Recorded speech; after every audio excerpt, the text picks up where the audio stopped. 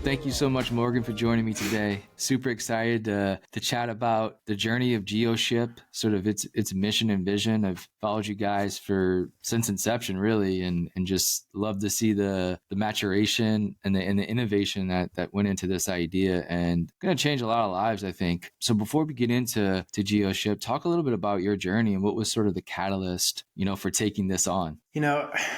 My first real job out of university was with Intel Corporation when I was like 20. And after about 4 years of that, I saved up, $100,000, and I was like, okay, I'm done. And I started traveling. I spent about 2 years kind of traveling around Asia and India. And then I came back and restored a classic wooden sailboat in a barn for a year, and then launched that boat and lived aboard for about 6 years, just continuing. Wow. Trying to optimize my time for basically meditation and learning, and trying to really understand what is my highest, service to humanity, because I really refused to basically take another job that was really just paying money, take another job for money, basically. So I think that that led me to first, I was looking at different organizations that I thought were really instrumental. Like I knocked on the front door of Ellingham Hall, where Julian Assange was on house arrest in 2011. And I was like, I want to help with the freedom of information movement. And that basically got me to Iceland, where I started working with the Icelandic Modern Media Initiative, now known as the Pirate Party. And also during that time, I restored the wooden sailboat as really an alternative to building a small cabin in nature where I could, teach myself to be an artist. That was really the goal, but I couldn't afford land. And so I ended up restoring a boat, and that is basically was really a home and way to travel. And then after my experience in Iceland, I came home and started building a house with my brother. And he's really has a background in kind of CNC mold making. He really pioneered that industry for boats. And we started thinking about, what is really the most efficient way to build a house? What will homes be, as far into the future as we can imagine. And so when you try to understand, when you kind of look through that lens, you get to sort of physics first principles.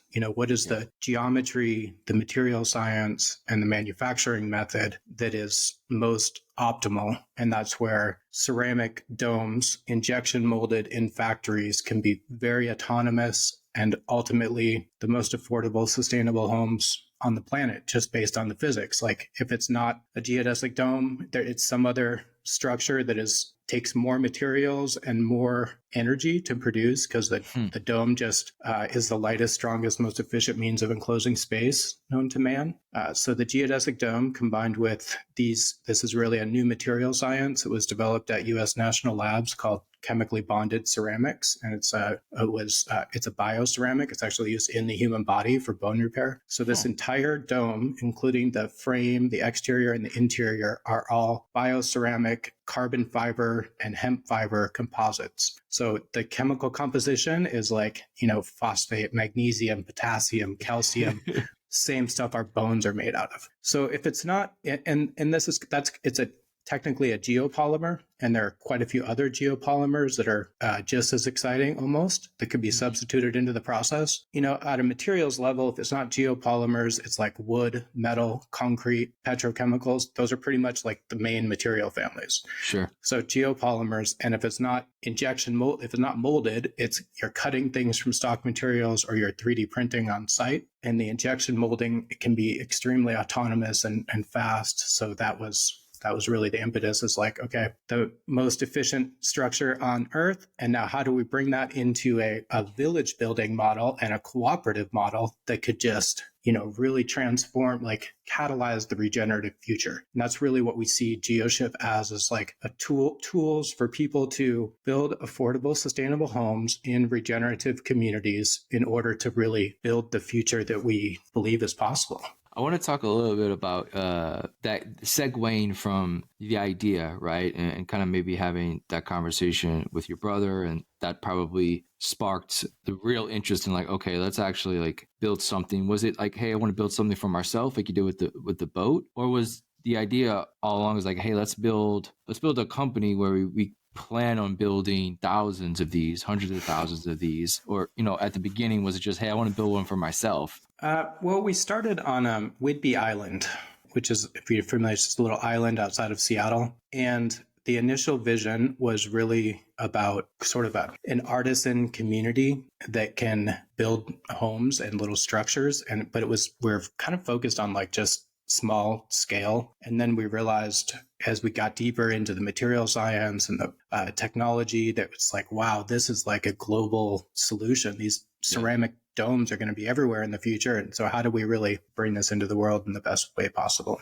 It's a long process. I started Geoship, started working full time on Geoship in like 2015, right? So we sort of, quote, burned the boats. Like I literally sold my home and took all the money I had and started bootstrapping. And our first angel investor actually let us kind of squat at a farmhouse with a big barn where we developed the material science. And and also at that point, because I had just spent 8 years kind of traveling and living on a boat, I didn't have even a LinkedIn account, right? So I was like completely sort of off grid and having to it was a long learning process basically and development process. And the technology is so ahead of the time. There's like sometimes with these earth shots or like moonshot projects like this, you have to actually slow down to be on time. And now we're super on time and we're just accelerating. It's kind of hard to like tell people in like an audio sense, but like when somebody asks you what a geoship is, I mean, it's easy to just show them a picture of it, and we'll link everything below and we'll add pictures to the article and everything. But is it even like cooler than you imagined it would be? Early on, was it like sketches, and then once you have the sketches, you can then with the composite material, you can essentially build anything that's drawn out, whether it's 3D or just like on a paper. But kind of describe like why the Geoshape. I guess you kind of explained a little bit before, but some of the benefits behind building this way, whether it's the sort of globe shaped formation, but also the materials. It gets more and more exciting like every week that I go into this. So, from a manufacturing perspective, why the geodesic dome is like, the frame, the exterior, the interior, are all these ceramic components that are, what's nice is that each component doesn't weigh more than maybe 30 pounds. So you don't need like heavy equipment on site to assemble the thing. Like concrete pallets, not something heavy like that. Yeah. Yeah. And there's no cutting, there's no measuring. Like the on-site build process can really be sort of a placemaking festival. Imagine like Legos? Is it like big? I mean, they connect? Yeah, it is a lot like Legos. It's like they only go together one way and it sort of snaps and locks. And there's some on-site, you sort of apply some material on-site to sort of cement everything together, and the dome can be repaired and resurfaced with the same material that it's made out of. One of the exciting aspects here too is that we reduced the carbon footprint of housing by like 93%. So the embodied energy, as well as this dome has like 10-inch thick insulation cavities, so very high R value, and the ceramic reflects over 80% of radiant heat. So really efficient from like a carbon footprint perspective. And then also we're designing for a 500-year life, right? So there's nothing to rot. There's nothing to mold. There's nothing to burn. There's nothing for insects to eat. And it can be resurfaced with the same material it's made out of. And ultimately, the raw minerals can come from a lot of different waste stream processes. For instance, like seawater desalination, the big byproducts of that are two of the key raw ingredients we need. Wastewater treatment plants, a byproduct of wastewater treatment, is another raw ingredient that we need. And especially as like EV battery mining operations ramp up, like for instance, every ton of lithium ion they mine, they get 10 tons of a magnesium oxide with a boron element that is waste for pretty much all applications, but perfect for these ceramics. And the ceramics were really developed by the nuclear industry as a way to solidify and store highly radioactive waste for long-term storage. So the material is kind of sits in the middle of a cement, a ceramic, and an epoxy. And that it's a ceramic, and that it's highly crystalline with covalent and ionic bonding, but it doesn't require high heat. It's all a reaction that happens at room temperature, like a cement. And it has it's an inorganic polymer. It forms molecular bonds to wood and to metal and to, of course, itself and most natural materials. So it kind of opens up a completely different way of building. Wow. What about like weather resistant at a certain, some areas have extreme heat, or hurricanes or massive snowfall or whatever it may be, right? Like every area, especially in the United States, have sort of this natural disaster aspect to it, or looming over it in some sort of way. Not from maybe a natural disaster, because that's, obviously the worst case scenario, but just sort of generic, weather and bad weather. Like, has it been tested? Like, how does it hold up? We haven't gone through like the really advanced testing for it yet, but just at a really basic level, you're using a material that can be almost the flexural strength of steel when you extrude these carbon fibers through this ceramic material. And the geodesic dome is obviously aerodynamic. It's the most hurricane resistant structure you can really build, is a round structure like this. Right. And it's also very resilient to earthquakes, because what fails in an earthquake is a moment connection where columns and beams meet. And with the geodesic dome, it's like a bowl. There's no cross beams and attics required. It just is a integral structure. So earthquake resistant. And it's also used as a refractory material at very high heat resistance. And there's nothing to burn. It's basically fire resistant. And there's nothing for mold to grow on. So it could actually be submerged, in water for a decade and basically dry out and get stronger. It almost looks like a Cybertruck if it was like a home. That's what it reminds me of. Like that sort of like those aerodynamic edges, and it looks, it's just like, it looks incredibly strong, just from like the design of it and like the look and feel of it. Yeah. I guess, look, housing, there's so many different aspects of it. It's particularly in the US, like just affordable housing in general. It's such a massive issue. It seems like it's probably never going to go away at this point. There's always going to be this need and want for like affordable housing. And you kind of mentioned, an island in Seattle and sort of these, your life has really kind of been like off the grid, sort of living that lifestyle. And this is obviously like, perfect for little villages and kind of having this little community and stuff. But also there's such a great opportunity for just affordable housing, whether it's inside cities, right outside cities. Just talk about like the different ways the Geoship can live in economic scales across like society, but then also geographically, within metropolitan areas versus rural areas. It's very versatile because it can live in both arenas, it feels like. Yeah. One of our sort of general and surprising insights that the company is based on is, one, in the future, not everybody will live in boxes, obviously. And two, in the future, communities will populate the land from the cloud. So what does that means? Essentially today, the way housing developments are built, and something like 80-something% of new homes are in housing developments, right? And the way that works is like developers and banks get together and buy land and build homes and then sell them to people. And in the future, and that's still like a pre-internet business model. Totally. Yeah. In the future, the communities will come together basically in a digital space and participate in the design of instead of a housing development, it's a village, because the people who are living there participate in the design, and they may even have like local currencies and sort of a DAO or decision-making technologies. Like a 21st century HOA, essentially, that kind of being all digital, whether it's like you said, on currency and DAO related, like that seems like very pragmatic almost, for a future. Yeah. And the regenerative part of it is really key in our vision too, in terms of we're working with, for instance, an organization called Regen Villages, and they're really focused on kind of the operating system of the village.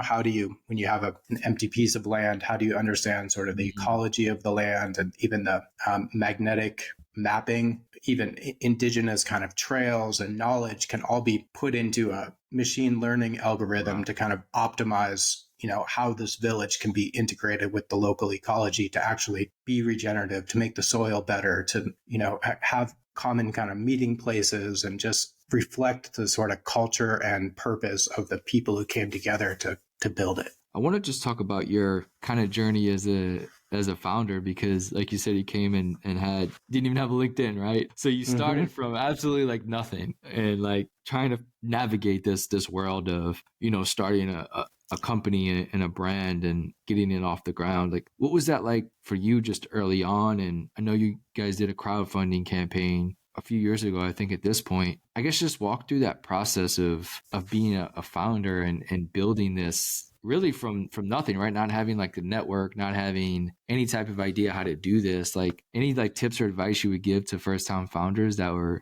might be in a similar position? It's hard to give advice because it's really different for Sure. everybody. And for me, I was just really thinking I'm going to do something in this life that is like as impactful as not even, I think a lot of times companies either optimize for like, profit, or they optimize for impact. And I think we're not optimizing for either of those. We're really optimizing for stewarding a vision where it's like we believe that these ceramic geodesic domes and regenerative villages is like a true vision. At some point, it's inevitable this is happening. And so when you are onto something like that, you're really just, how do we steward and make this vision, catalyze this vision, make it happen faster? And so we definitely came into it with like just really strong conviction that this is the path, and we are never going to stop, no matter what. Right? Just like it's your life's work, right? I mean, that's kind of the difference. When people usually start companies to exit. You start companies to merge. You start companies to make money. And sometimes you start companies just because it's going to be your life's work, and you're going to have, there's a long time horizon to do this. You're going to be building this vision, right? Until, well, shoot, I don't know, by the time 2036, you never know. You might live as something different. I don't know. Who knows? But it seems like it's your life's work, and there's so much difference there. Yeah, and I think a lot of founders will, start smaller companies as like stepping stones to something as kind of courageous as what Geoship is, and that's a great path too. In hindsight, maybe wish I would have done that a little bit more, but I just kind of delved in head first to a big project and kind of learned along the way. I want to talk about like where we are now in sort of the process. Are they being made for the public? Are we still sort of in like this beta stage where we're talking from the factory now? You said these things are being made already. I guess where are we at sort of in the timeline right now of Geoship? Yeah, so we're in Nevada City, California. It's kind of in between Sacramento and Reno in the Sierra Nevada mountains. Nice. And where we are in the timeline is that we just completed the first like functional prototype, right? So that's what this is. And we're raising another round of capital now to basically start like pilot production. It's really a seed round. I would say what we raised previously was like pre-seed to finish the sort of deep R&D. And from here, next year, we'll raise a bigger round of capital to build the first like 150 to 200,000 square foot manufacturing facility and start volume production. So volume production, pilot production is like a dome or 2 or 3 a month kind of level. Yep. And that just is to develop the manufacturing technology more. And first volume production will be like 10,000 domes a year kind of level. And this is really an exciting aspect of this technology, is that, to give you a little idea of scale, it's like last year in the world, there were 2.2 trillion concrete blocks manufactured. And that was basically using the same patents that came out in like 1899 for how to make, hollow concrete blocks. And each of those blocks is about 1 cubic foot and around 30 pounds, not too different from like these ceramic components. Yeah. And if we made 2.2 trillion ceramic components in a year, that's like 2 years of that is a dome for every human being on Earth in like 2 years. Wow. Right. So I really think today affordable housing is a challenge. At some point in the future, I don't know whether it's 10, 20, 30 years away, affordable housing won't be a challenge. So it'll just be, our technology will be so advanced, we'll make homes so rapidly that everybody will have a home, a natural home. What do you think when plasma TVs first come out, they're so expensive, right? And even like Teslas have gone down in cost just because, scale allows that, but it takes a long time. Like, what do you think pricing? I know it's so hard to tell because it's so early on, but is there like a pricing model over time that you think is attainable as far as like in the first 10 years, it might cost this, but after you reach that 10 to 30 year span, the cost will go down exponentially. Like what pricing are we talking about here, you think? Yeah. So when we talk about pricing per square foot for homes, it's like there's huge variation based on the location and the finishing and all that stuff. But if we're talking really generalized, we'll be at about $200 to $250 a square foot, like right out of the gate, the first village. Yep. And where that from there, I think in the kind of 10-year time horizon, we can get the turnkey cost down to like $75 a square foot in the US, right? And in other countries, of course, that'll be even lower. Ultimate goal is really to be able to provide homes that are 2.5x median income everywhere. Wow. Has there been like conversations? I guess right now it's so early, but even if you talk to like government officials or just like people within government, right? And I'm always looking at ways where we have this private and public like partnership, right? Like Tesla grew a lot because it had subsidies so early on. And a lot of innovations have this, right? Has there been any conversations around like, hey, how do we subsidize affordable housing, or how do we subsidize new way of building houses? Just like there's new ways of doing cars now, right? And so many other things. Has there been any conversations like that? Do you think there'll ever be conversations of something like that happening? Definitely. Yeah. I think right now with the Inflation Reduction Act, there's like the amount of money out there to support affordable housing and carbon reduction. Those two things is like 10 times as much as there was when Tesla got, $400 million loan to build the first factory. Yep. So definitely we're in the process now of a lot of government grants as well as potentially DOE loans to build the first factory. And I think also the villages themselves will be able to be subsidized in different ways. And just to add on to that too, one of the first people we really reached out to in the development of Geoship was the founder and CEO of Zappos, who's has passed now, but Tony Hsieh. Yeah. We went down to Zappos and met with him and stayed at his, he was living in a tiny home village in downtown Las Vegas. And his challenge to us, it was really interesting. He's like, okay, guys, this technology is so amazing. Show me how to create a for-profit business model that can transcend homelessness across America, right? While earning money. Right. So because for-profit is basically a scalable business model. It doesn't take money from outside to be dumped into it, but it's scalable. So we put together a plan we pulled together some partners like the Buckminster Fuller Institute and Pacific Domes and a City Repair, this organization in Portland that had built villages, houseless villages or homeless villages. And essentially the model is like, for every dome or two or three that we sell at regular price, we're able to like basically donate one to a transitional village. And the transitional villages are designed in a way that is the people come together, just like how we talked about how villages will be designed. Same with the houseless village. The people come together and kind of participate in managing it themselves. Yeah. And so people start to kind of see themselves as part of a big picture again that includes them. And ideally, our most beautiful way to kind of enter the market is to actually not have to start at the high end and then scale to the bottom, but start at serve the highest end and the lowest end at the same time, and then scale to serve the middle. That may still really hoping that's possible, but it's going to take some collaboration with big tech companies and governments and whatnot to launch that kind of effort. It can be. It kind of goes back to the Lego analogy, right? You can build like a little small Lego home, but then you can also like connect so many other Legos and build an office suite, right? An office area if you wanted, right? There's ways to kind of add on this to the Geoship, right? You can kind of connect, a smaller, Geoship dome to a bigger one and kind of expand on the idea a little bit.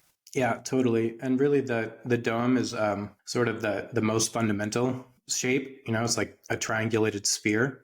Yeah. But the technology we're developing is really for kind of tessellated building structures. It could be other shapes besides the dome, other non-rectilinear shapes besides the dome. There's been like a big tiny home movement. There's sort of been container ship homes, right? Sort of using excess container homes and things like that to you could stack them, right? You can have one or you can have seven that all sort of connect to each other. I guess you saw maybe what like Iconic's doing with like 3D printed homes and things like this. Do you like talk to people in other sectors about what you're doing, or is it kind of like, hey, we have to, now that we're sort of growing and scaling, we kind of have to keep everything under wraps? Is there potential collaboration with, like other people in the space trying to build housing differently, right? Like you said, we've been doing it the same for 100 years now, but now we see technology, whether it's 3D printing or whether it's with you guys are doing. I guess what is sort of the conversations like perhaps with other people in the industry? I think that's a common perception, is that like the future of housing is 3D printing. Mm-hmm. And if you look at like what they're 3D printing now, it's basically a wall system where a conventional roof is placed on top. And how to build housing developments with 3D printers, you've got to have flat land and big tracks and whatnot, and that it's kind of a tool for construction companies and developers, whereas this technology, when it's just like a set of components that arrive in a shipping container, there's very little construction on site. You're not cutting things, you're not using heavy equipment, so it can be built in a lot of more difficult locations, and the builder can really earn kind of sweat equity in the process. And also, I think, at this stage of the development, like part of being a startup is like you just got to be super laser focused on minimum viable product in market, so that you have some revenue streams, and then think more around these bigger collaborations with other companies. But for sure, this technology fits really well with 3D printing. We're kind of doing half of 3D printing in some ways, because you've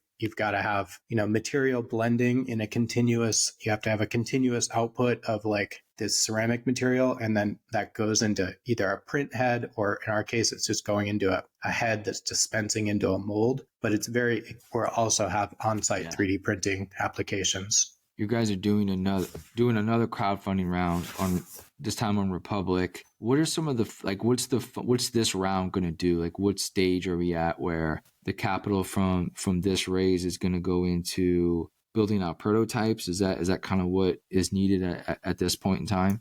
Getting salespeople involved where they can go out and get this out to a broader audience in their region. Yeah, the sales have been like no problem, right? We've got like a $50 million sales pipeline of paid deposits for like no marketing, right?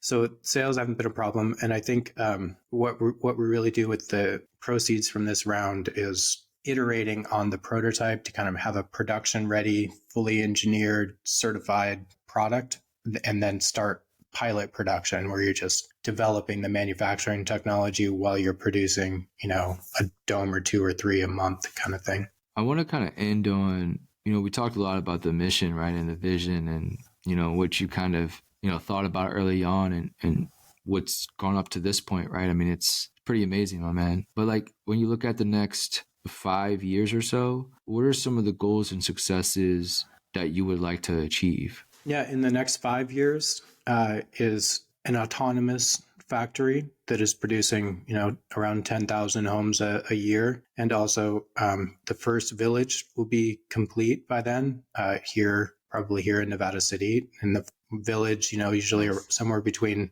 200 and 600, maybe even 1,000 homes. So village, we're really thinking like how to bring a certain level, like third places, meeting places and business, kind of a town in some levels. And then also to have in 5 years, like hundreds of those built out in the digital realm, right? So you've got communities that have formed DAOs, have stepped into a digital space to design their village, and are starting down the road of like funding it. Network state, essentially, right? Like this. Yeah, exactly. The network state is kind of the ultimate end game in a sense. Like you get diplomatic recognition from other countries and you're actually a country. Yeah, I think these villages will want to connect, and it could totally be that's the ultimate play, right? It's like sovereignty. If you have them all over the world, then you can kind of, have this digital HOA around the world of these little... Right. It kind of turns like country making, brings competition to country making. If people are sort of opening up the barriers to exit, which is, the barrier to exit thing is really foundational, I think, to why Geoship is because I exited. It's like I exited society to the greatest extent that I could, but there was nothing to opt back into. It's like once you exit, you need to be able to bring people together to build the alternative that you're exiting, re-entering into. And that's really what Geoship is about, I think, is giving people the tools to create new systems that they can exit the old and opt into. It's so not that we can really community, right? There's not a way to quite do that. Yeah, it's No, gonna no, be like all the free, but eco. also be still humanity, right? Still have that humanity aspect to it without just being solo, right? That's kind of always been the when you think of living off grid, you think of like just a person or two, right? But with sort of Hmm. technology and sort of cloud villages, right? Yeah, It's with such a satellite great internet yeah. and transportation advances and the whole kind of AI world that's coming up and having to kind of reskill. Everybody needs to reskill in a lot of ways, and I think when you are planning a village together, you can also kind of plan an enterprise of some sort, some way Yep. to be working together on a common purpose, so that really brings so much kind of juice and energy to the community as well. And I think ultimately the way we'll gauge our success with Geoship is the quality of the relationships that people have with the ecology around them, with their community that they're part of. And it's about building thriving communities. Amazing, my man. Well, thank you so much, Morgan, for taking the time. I mean, what you've accomplished so far, what you and the team has accomplished so far is really building on the vision. It's a vision is having one thing, but executing on that is so hard, and it just takes so long. It takes so much perseverance and confidence and luck. Just the ability to like keep going, right, day to day, brick by brick, or not even brick by brick. What do we call these little things here? What can we call these little Triangle by triangle. triangle by triangle? There we go. I just love what you guys were doing from the start, man. I can't wait to eventually have one of these bad boys. So best of luck to you and the team for the decades to come. Thanks for taking the time. Beautiful. Thank you so much, Grant.